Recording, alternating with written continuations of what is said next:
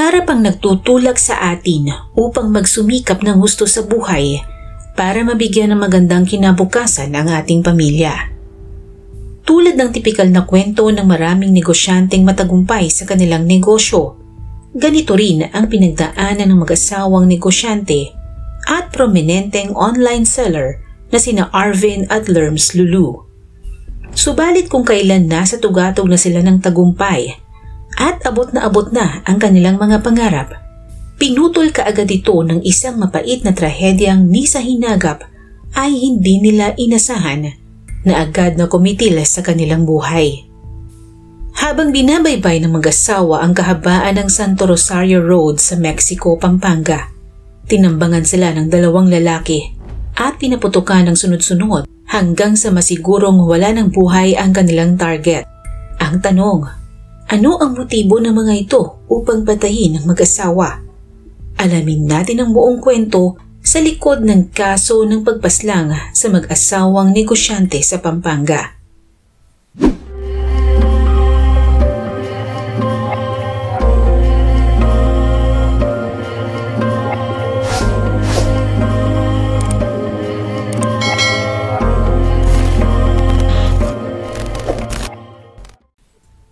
Sila ang mag-asawang Arvin at Lerma Lulu o mas kilala sa tawag na Madam Lerms.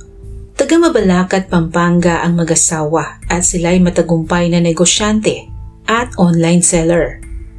Sa mabilis na panahon, masasabing naging maalwan ang pamumuhay ng kanilang pamilya, bunga ng kanilang pagsisikap. Subalit nito lamang October 4, 2024, naging laman ng balita sa telebisyon at social media ang sinapit na mag-asawang ito. Kapwa sila namatay sa pamamaril habang binabaybay nila ang kahabaan ng Santo Rosario Road sa Mexico, Pampanga. Sa videong ipinapakita ko ngayon mula sa CCTV footage sa lugar na pinangyarihan ng krimen, ay mapapansin ang itim na pickup truck na siyang sinasakyan ng mag-asawang biktima, kanilang anak at isang pamangkin. Kapansin-pansin din ng motorsiklong sakay ang dalawang lalaking naka-jacket at naka-helmet na sumusunod sa sasakyan ng mag-asawang Lulu. Nang ma-traffic at huminto ang mga sasakyan, nagkaroon ng pagkakataon ang riding in tandem na tapusin ang kanilang misyon. Huminto sila at saka ipinarada ang motor sa gilid ng kalsada at saka naglakad. Bagamat hindi nakita sa CCTV footage ang aktwal na pamamaril dahil natatakpan na ito ng mga sasakyan, mapapansin na pagkatapos pagbabarili ng mga suspect ang sasakyang itim, ay nagpulasa ng mga ito kasabay ng mga motorsiklo na pawang may mga angkas na tila nagsilbing mga lookout. Naka-jacket at nakatakip ang mga mukha. Pagkatapos nito ay ito na ang eksenang dinatnan ng mga pulis. Tadtad na mga tama ng barilang pintuan at bintana ng sasakyan. Naisugod pa ang mag-asawa sa ospital, ngunit idineklara din silang dead on arrival. Swerte namang hindi nasaktan ang anak ng mag-asawa at ang kanilang pamangkin. Marami ang nakidalamhati sa biglaang pagpanaw ng mag-asawa. Kabi-kabila ang mga nagbibigay ng kani-kanilang opinyon sa nangyari, kabilang ang kanilang mga kaibigan at mga kasamahan sa negosyo. Sikat ang mag-asawa sa online selling at sila ang top 1 regional distributor sa Region 3. Nagbebenta sila ng mga produktong pampaganda at matagumpay na regional distributor ng iba't ibang beauty products, kabilang na ang Brilliant Skin na pag-aari ng CEO na si Glenda de la Cruz. Hindi nagtagal ay nagtayo na rin sila ng sarili nilang kumpanya na tinawag niyang Sheer and Fab Beauty Supplies, kung saan CEO at founder si Lerma. May sarili na ring brand ng produktong pambabae si Lerma na tinawag naman niyang Pookie Wash. Nakapagtayo na rin silang mag-asawa ng coffee shop na tinawag nilang Deliciosa PH na nasa Angeles City, Pampanga. Kaya naman marami na rin silang natutulungan, hindi lamang ang kanilang pamilya, dahil nakakapagbigay sila ng hanap buhay sa ilang mga tao.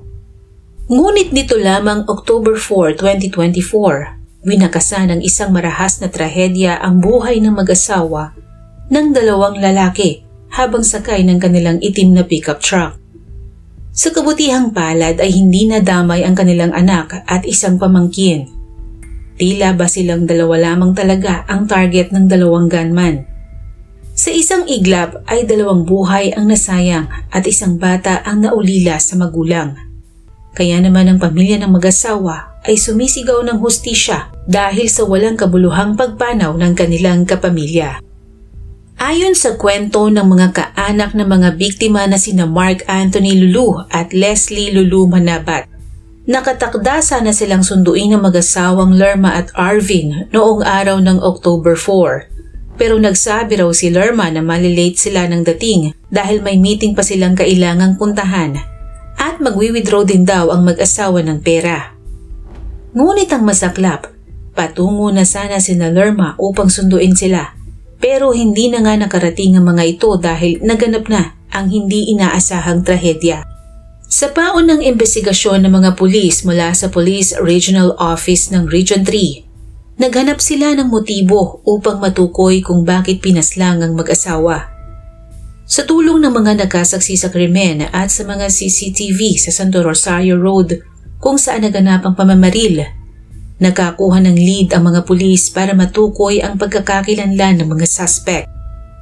Sa magkakasunod na follow-up operation ng pinagsamang puwersa ng mga pulis mula sa Mexico Municipal Police Station, Pampanga Provincial Intelligence Unit, Regional Mobile Force Battalion at ng 1st and 2nd Provincial Mobile Force Companies, noong October 13 at 14, natukoy ang kinaroroonan ng riding in tandem na kinilalang sina Arnold Taylan, taga Licab, Nueva Ecija, ang driver ng motorsiklong ginamit ng mga suspect at nagsilbering gunman, at si Arnel Buwan Jr., ang backrider ni Taylan at pawang taga Licab din, at siya ring gunman.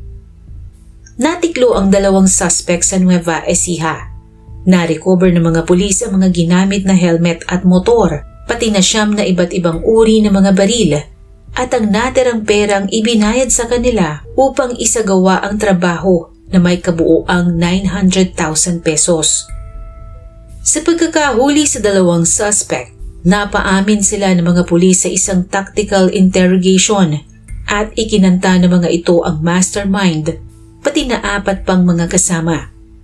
Inamin din nila na ang grupo nila ang sangkot sa mga insidente ng pamamaril sa iba't ibang lugar sa Region 3 at sila'y mga bayarang hitman. Naaresto ang 5 pang suspect na sina Robert De Maliwat, ang nagsilbing spotter na taga Licab, Nueva Ecija, Rolando Cruz, ang tumayong middleman na taga Menalin, Pampanga, Jomy Rabandaba na taga Dasmariñas, Cavite, Sancho Nieto, isang driver at taga San Leonardo, Nueva Ecija, at ang utak sa pagpaslang na si Anthony Limon na taga Apalit, Pampanga.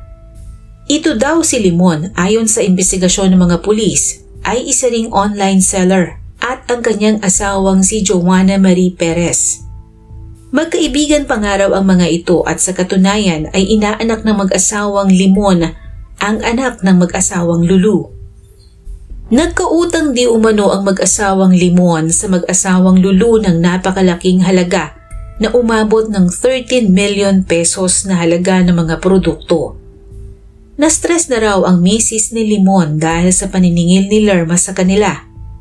Ikinagalit raw ng husto ni Lerma na mag-issue si Joanna ng talbog na tseke.